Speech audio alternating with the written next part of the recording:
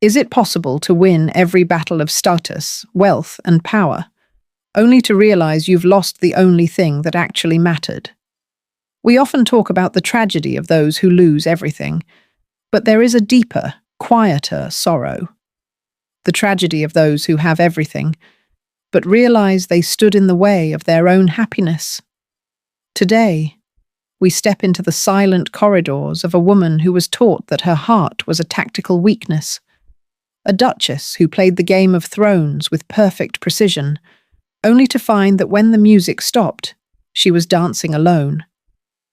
This is a story of regret, of frozen hearts, and of the terrifying realization that some fires, once extinguished, can never be lit again. This is the story of the Duchess who fell in love too late. The soulless estate did not breathe. It endured. Built from pale, a vein-streaked marble that seemed to pull the warmth out of the air, the manor sat like a bleached skull atop the cliffs of the capital. Inside, the floors were polished to such a high gloss that every servant walked with a hesitant, sliding gait, terrified of leaving a scuff on the Duchess's perfection. Duchess Elena Solis stood before her vanity, her spine a straight, uncompromising line. She did not lean. She did not lounge. To Elena, posture was the first line of defense.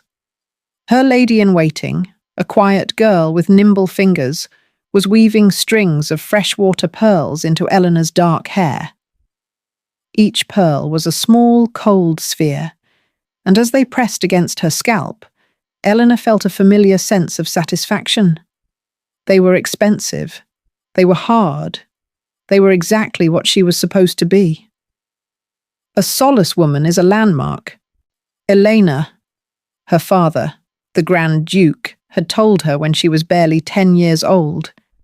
He had stood her in front of a portrait of her great-grandmother and pointed to the woman's unyielding expression. People do not love a landmark. They respect it. They fear its shadow. They navigate their lives around it. If you allow yourself to be soft, you become a road, and people only walk on roads to get somewhere else. Elena had taken that lesson and turned it into a religion. By the age of 18, she had mastered the art of the curtain gaze, a look that allowed her to watch a person without ever letting them in. She had watched the young men of the court preen and boast, dismissing them with a single arched eyebrow. Then there was Julian. Julian had been the son of an earl whose title carried more dust than gold. He had no land to offer, and no alliances to forge. But he had a voice that sounded like cello music, and eyes that saw through Elena's marble exterior. He had cornered her in the rose garden during the midsummer ball, his breath smelling of wine and earnestness. "Elena," he had whispered, reaching for her hand. He didn't wait for permission. "You are spending your life building a wall. But what are you protecting? An empty room? Come away with me. We have nothing but the clothes on our backs and the entire world in front of us."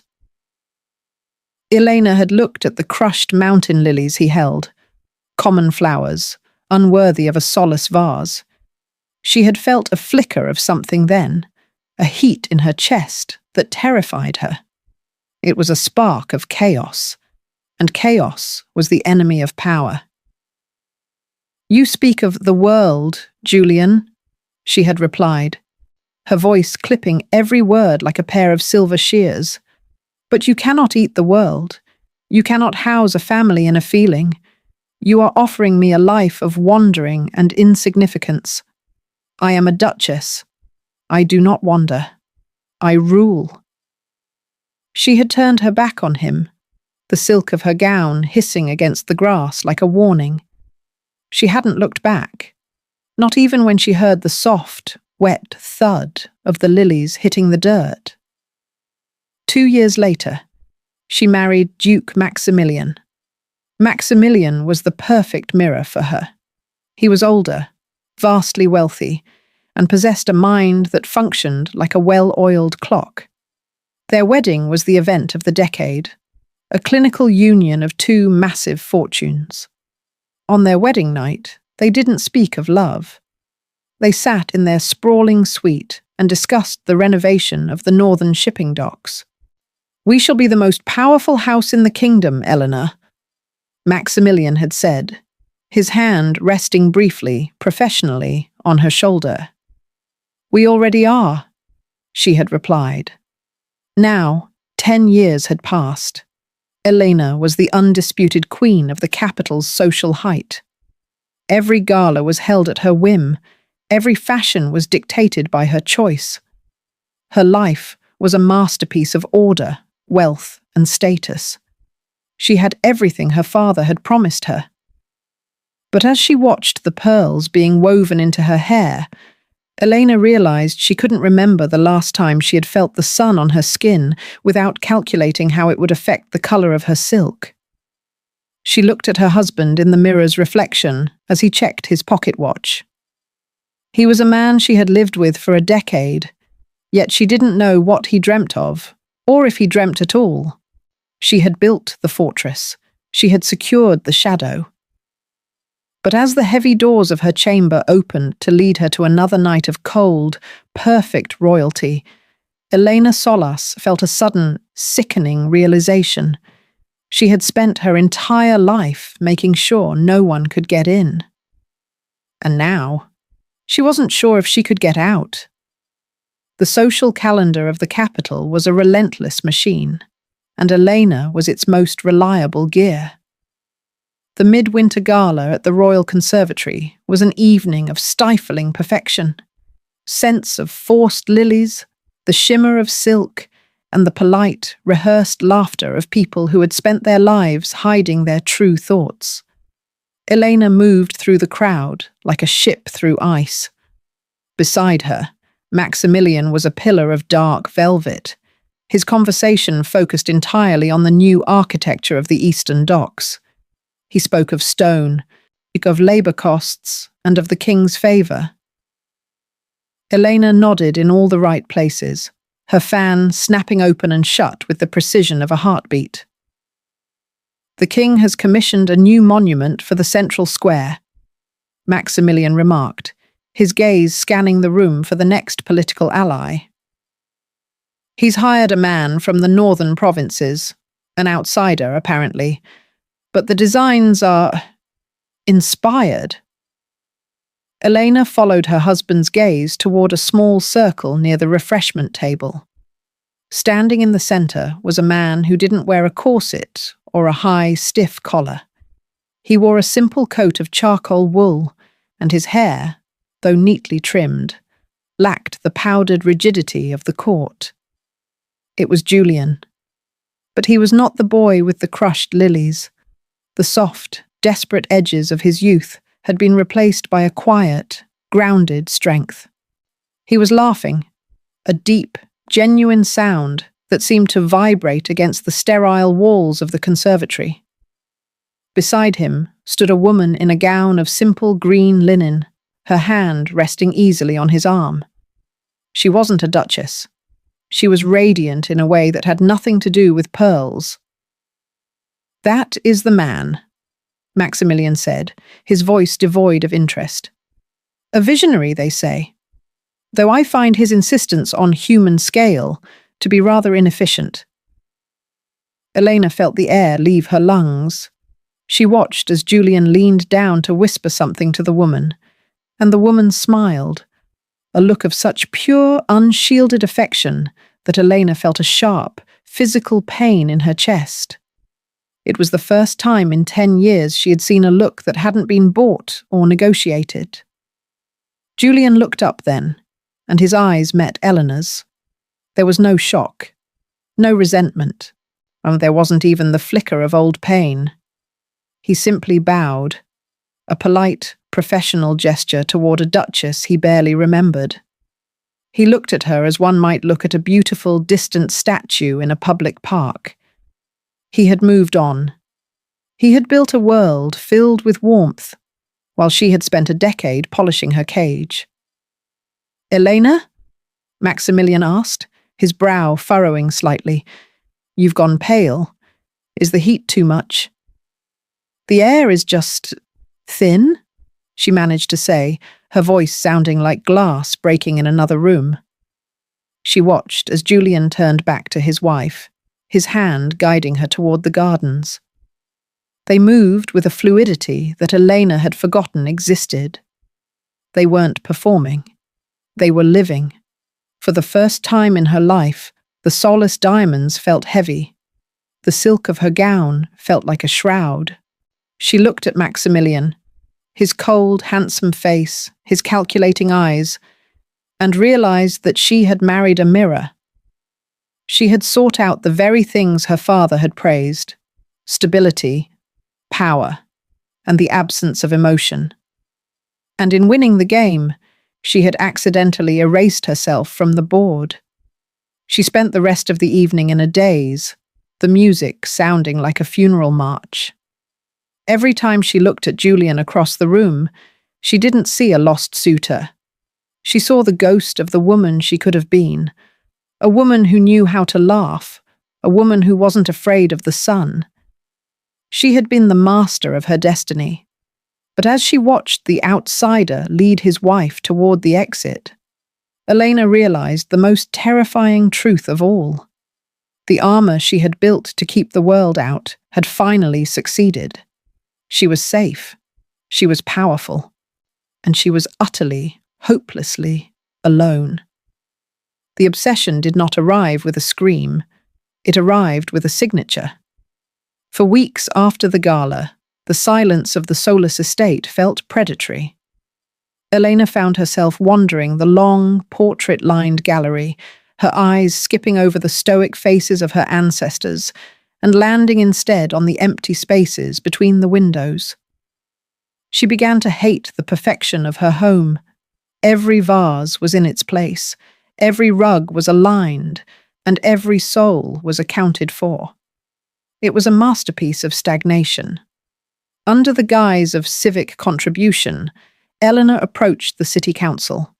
She used her husband's influence and her own sharp, serrated intellect to divert a massive sum of gold toward a new project, the Solace Memorial Library. And there was only one architect in the kingdom with the inspired vision to build it. When Julian was summoned to the estate for the first briefing, Eleanor spent 3 hours preparing. She chose a gown of deep, midnight velvet, impenetrable and royal, and wore the Solace sapphires around her throat. She wanted to remind him of the distance between them. She wanted to crush the memory of the girl in the rose garden with the sheer weight of the Duchess. But when Julian walked into her study, he didn't look at the sapphires. He looked at the blueprints spread across the oak table. "Your Grace," he said, his voice as steady as the stone he worked with. He bowed, but it was the bow of a man who knew his own worth, not a servant. "Mr. Vance?" Elena replied, the name feeling strange and heavy in her mouth. "I have seen your work at the conservatory. I want this library to be your greatest achievement. I want it to be enduring." "Enduring is easy, Your Grace," Julian said, stepping toward the table. He traced a line on the parchment with a calloused finger. "A tomb is enduring, but a library should be alive. It should have light. It should have corners where a person can hide from the world and simply exist." Eleanor watched his hands. They were the hands of a man who built things, not a man who merely owned them. "And what if I prefer the structure of a tomb? What if I find light to be a distraction from the gravity of the knowledge held within?" Julian looked up then, meeting her gaze with a terrifyingly calm intensity. "Then you have hired the wrong man. I don't build cages, Elena. I spent too much of my youth trying to break out of one." The use of her name, stripped of its title, hit her like a physical blow. The servants in the room stiffened, but Elena raised a hand to dismiss them. She waited until the heavy oak doors clicked shut, leaving them in a silence that hummed with 10 years of unsaid things. "You seem very satisfied with your life, Julian," she said, her voice losing its icy edge, replaced by a raw, hungry curiosity. "The woman at the gala, your wife, she looked content." "She is," Julian said simply. "We live in a house that leaks when it rains and smells of sawdust and bread. We have no pearls, but we have a fire that never goes out. Can you say the same for this fortress?" He didn't say it with malice. He said it with pity. Elena felt a surge of cold fury, followed immediately by a devastating wave of shame. She wanted to scream at him that she had won, that she was the most powerful woman in the land, that her husband could buy his entire province with a stroke of a pen. But she looked at Julian, free, vibrant, and entirely unimpressed by her sapphires, and realized she had no weapons left. "I gave you a choice once," Julian whispered, stepping closer to the table. "I offered you the sun. You chose the shadow because you were afraid the light would show the cracks in your armor. Now the armor is all you have left." He picked up his charcoal sketches and bowed again. "I will bring the preliminary designs by next Tuesday. Good day, Your Grace." As he left, the room felt suddenly, violently cold. Eleanor stood at the table, her fingers digging into the wood until her knuckles turned white. She had brought him back to prove she was superior, to show him what he had missed by being a commoner. Instead, she had only proven that while she owned the land, he owned the sky. She was the Duchess of Solace, the Queen of the Capital, the Mistress of Marble. And for the first time in her life, she realized she would trade every stone of her estate for 1 hour of the warmth he carried in his coat. The Solace estate was built on the principle of absolute transparency, not the kind that allows for honesty, but the kind that ensures surveillance. Maximilian did not need to follow his wife to know her mind. He simply had to observe the shift in the atmosphere. The clockwork of their marriage was skipping a beat, and to a man like the Duke, a malfunctioning tool was a liability. The air in the grand dining hall was thick with the scent of roasted venison and the cold, mineral breath of the stone walls. Maximilian sat at the head of the table, his silver fork moving with surgical precision. He didn't look at Elena. He looked at the space just above her head, where a portrait of his grandfather hung, a man who had executed his own brother for a minor border dispute. "The library project is moving at an unusual pace, Elena," Maximilian said, his voice a low, melodic threat. 3 meetings in 10 days. And yet, I see no stone being quarried. Only sketches. Only conversations. Elena kept her gaze on her wineglass. The deep red liquid caught the candlelight, looking like a pool of fresh blood. "Mr. Vance is a perfectionist, Maximilian. He understands that a Solace monument must be flawless. He is studying the light, the human scale, as he calls it." Maximilian set his fork down. The sound of silver hitting porcelain was like a gunshot in the silent room. "I do not pay for light, Elena. I pay for results. And I certainly do not pay for my wife to spend her afternoons in a drafty workshop with a man who smells of sawdust and shattered dreams." He leaned forward, the candlelight catching the sharp, predatory lines of his face. "People are talking, not about a library, but about a duchess who has suddenly remembered she has a heart. It is a dangerous thing to remember, my dear. Hearts are fragile. They break. Titles, however, titles are immortal, provided they aren't dragged through the mud." Elena felt a cold sweat prickle her hairline. For a decade, she had been his perfect partner because she was as hollow as he was. Now the vacuum was filling with something heavy and agonizing. "You sound concerned for my reputation, Maximilian," she said, her voice trembling despite her best efforts. "Or is it your own?" "They are the same thing," he snapped. "You are an extension of this house. If you fail, the house cracks. I have spent 20 years ensuring the Solus name is synonymous with iron. I will not have it softened by a childhood whim." He stood up, his tall shadow stretching across the table until it swallowed her. "The commission is cancelled. I have already sent word to Mr. Vance. He is to leave the capital by sunrise. If he is found within the city walls after the bells toll, he will be arrested for vagrancy. Or perhaps something more permanent." Elena stood so abruptly her chair scraped harshly against the floor. "You can't do that. The contract." "I am the contract," Maximilian whispered, stepping around the table until he was inches from her. He reached out, his gloved thumb tracing the line of her jaw. It wasn't a caress. It was a measurement. "Go back to your pearls, Elena. Go back to your silence. It is the only thing you are truly good at."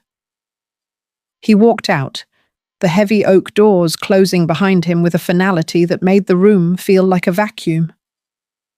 Elena stood alone in the flickering candlelight. For the first time in her life, the tactical move was clear, but her hands were shaking too hard to make it. She could obey. She could let Julian disappear into the northern mist, safe and forgotten. She could remain the Duchess of Solace, the Queen of Ice, and live out her days in a palace of perfect, silent gold. Or she could break the mirror. She realized then that Maximilian wasn't afraid of a scandal. He was afraid of the truth, that a man with nothing but a charcoal sketch could offer his wife more than a duke with a kingdom. Elena looked at the heavy gold ring on her finger, the symbol of her victory, and realized it was nothing more than a very expensive shackle. The air in the Solus estate had always been thin, but tonight it felt like a vacuum. Elena stood in the center of her bedchamber, the moonlight cutting across the floor in sharp, silver blades. She could hear the rhythmic clinking of the perimeter guard's armor outside, a sound that used to represent her safety, but now sounded like the rattling of a cage. Elena didn't call for her maid. She didn't need the pearls tonight. With trembling fingers, she stripped off the heavy, sapphire-encrusted velvet gown, letting it fall to the floor in a heap of useless wealth. She dressed in a travelling cloak of dark, unadorned wool, the kind of garment she had spent a lifetime looking down upon. She opened her jewelry box. The diamonds caught the light, mocking her with their permanence.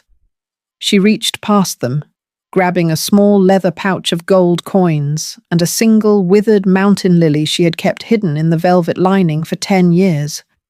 It was brown, brittle, and essentially dust, but it was the only thing in the room that had ever been alive. She didn't use the main stairs.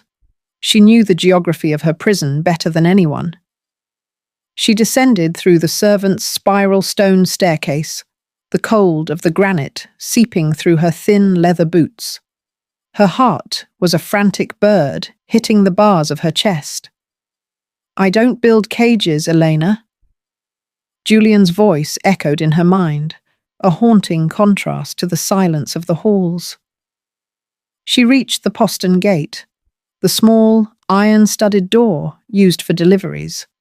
The guard was a young man, barely 20, his breath visible in the freezing night air. He jumped when he saw her, his hand flying to his pike. "Your Grace," he stammered, his eyes wide with confusion. "It is nearly 3 bells. The Duke has ordered the gates." "The Duke is asleep, and I am his wife," Elena said, her voice reclaiming its icy authority for one final, desperate performance. "I have forgotten a ledger at the architect's workshop. Stand aside, or I shall ensure your next post is the northern wall in midwinter." The boy hesitated, the fear of the Duchess outweighing the orders of the Duke. He pulled the heavy iron bolt back. The sound was deafening in the stillness, a screech of metal that felt like a scream. Eleanor stepped out into the night. The city was a labyrinth of shadows and freezing fog. She ran. A duchess had never run in these streets, and the sensation was jarring. The cobblestones bit into her feet. The wind whipped her hair loose from its pins. She didn't care.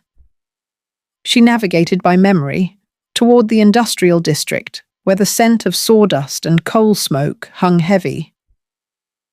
She reached Julian's workshop as the first grey light of dawn began to bleed into the horizon. The door was hanging open. A wagon was parked outside, piled high with trunks and rolls of parchment. "Julian!" she cried out, her voice cracking. He emerged from the shadows of the doorway, a heavy crate in his arms. He stopped, his eyes widening as he took in the sight of her, the dishevelled hair, the common cloak, the desperation etched into every line of her face. "Elena," he whispered. "What are you doing here?" "The Duke's men. They came 2 hours ago. I have to be gone by sunrise." "Take me with you," she gasped, reaching for his sleeve. "I have gold. I have nothing. I don't care. I cannot go back to that tomb, Julian. I finally see the cracks. I see all of them." Julian set the crate down slowly. He looked at her, and for a moment, Elena saw the boy in the rose garden again. But then, a woman stepped out from behind the wagon. His wife. She looked at Elena not with anger, but with a profound, quiet pity. She saw the Duchess for what she was, a woman trying to buy a decade of lost time with a single night of courage. "Eleanor," Julian said, his voice as gentle as a death sentence. "You are a masterpiece of stone. You were built for that palace. My life is a road. It's dust and rain and uncertain tomorrows. You don't know how to be cold. You only know how to be wealthy." "I can learn," she pleaded, the tears finally breaking through the ice, hot and stinging. "No," Julian said, stepping forward to take her hands. His touch was warm, just as she remembered, but he was already pulling away. "You fell in love with the idea of being free, Elena, but you are the Duchess of Solace. If you leave now, they will hunt us. They will destroy my family to punish your pride. You aren't saving me.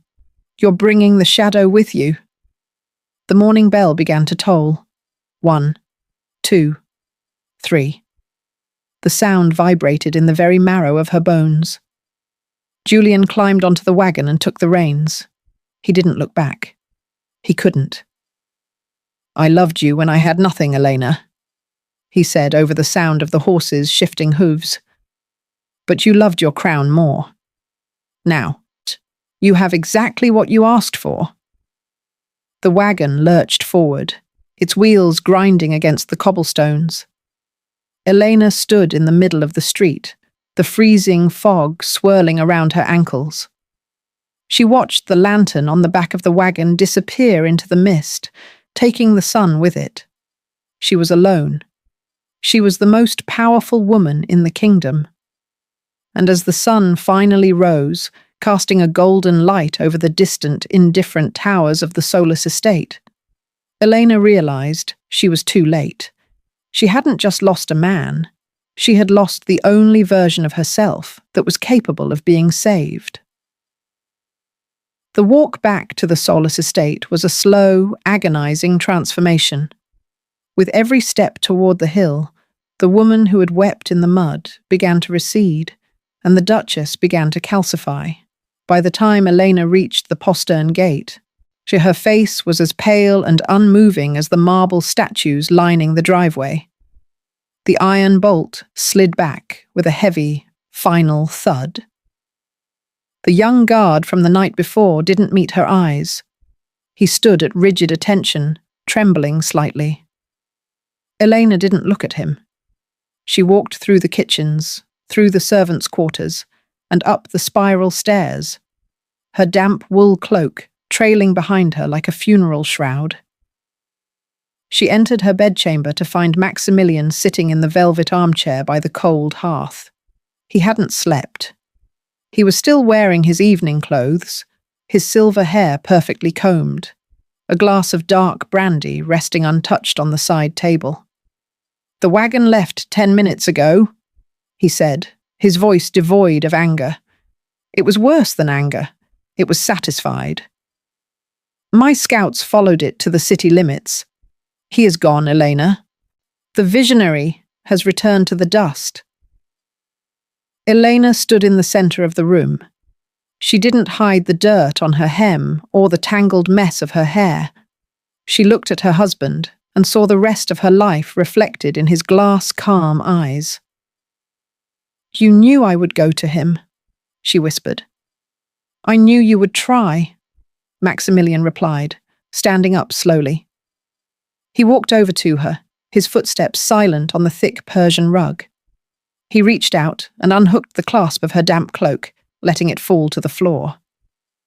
"And I knew that once you saw the reality of his world, the smell of the horses, the cold of the road, the utter insignificance of his existence, you would realize that you belong here. You were born for the heights, Elena, and you cannot breathe the air of the valley." He picked up the heavy sapphire necklace from the vanity and stepped behind her. Elena felt the cold bite of the gems against her skin as he fastened the clasp. "The king's breakfast is in an hour," he murmured against her ear. "We shall attend. You will wear the soulless blue. You will smile.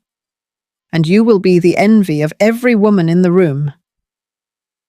Elena looked into the mirror. The woman staring back at her was a stranger, a masterpiece of social engineering, polished and perfect, and entirely hollow. She realized then that Maximilian didn't love her, and he didn't hate her. She was simply the most valuable piece of furniture in his house. "I am dead," she said, her voice a flat, dead chime. "No, my dear," Maximilian corrected, walking toward the door. "You are a duchess. It is much more durable." The weeks turned into months, and the months into a blur of silver service and silent corridors. Elena resumed her duties with a terrifying efficiency. She doubled the family's land holdings. She outmaneuvered the queen's favorites.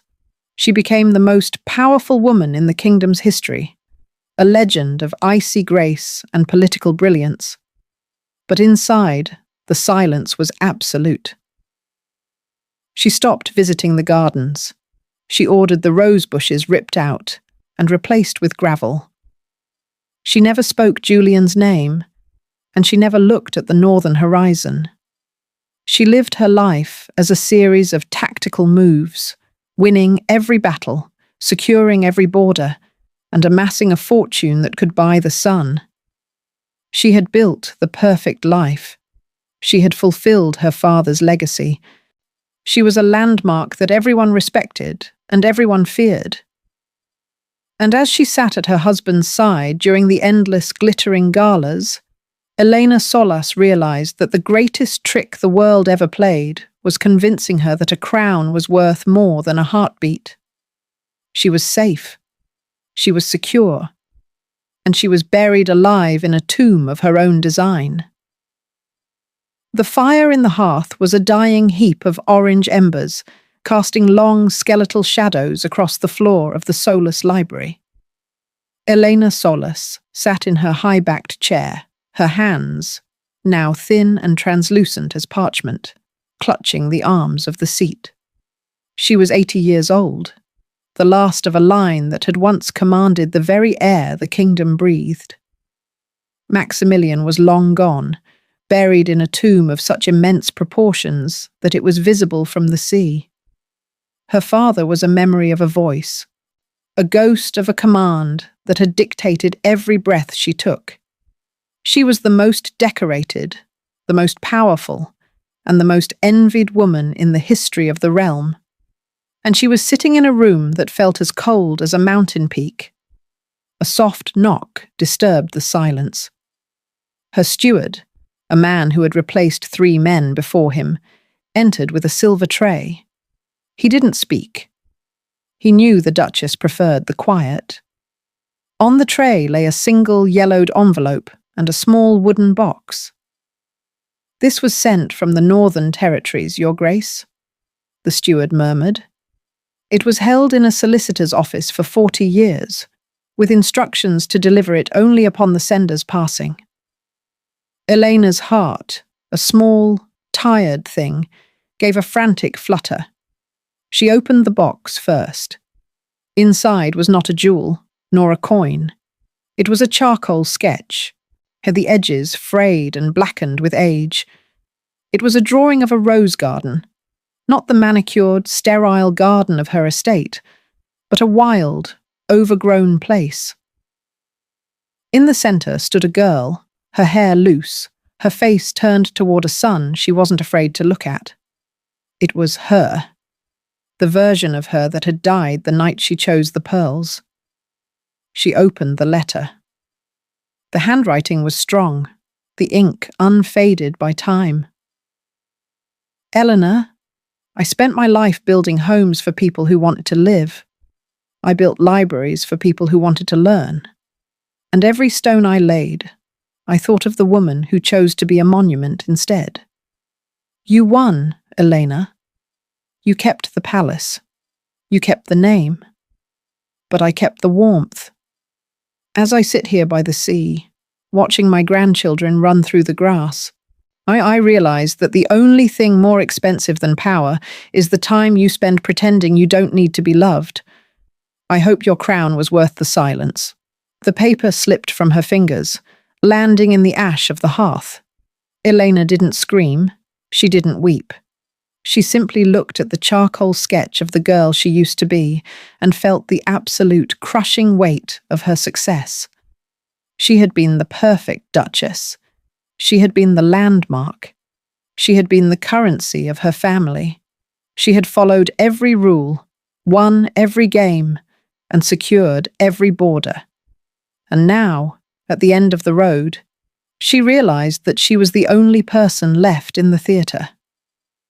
The lights were dimming. The audience had gone home to their messy peasant lives, and she was left standing on a stage made of cold, expensive marble. She reached out toward the dying embers, her fingers grazing the heat.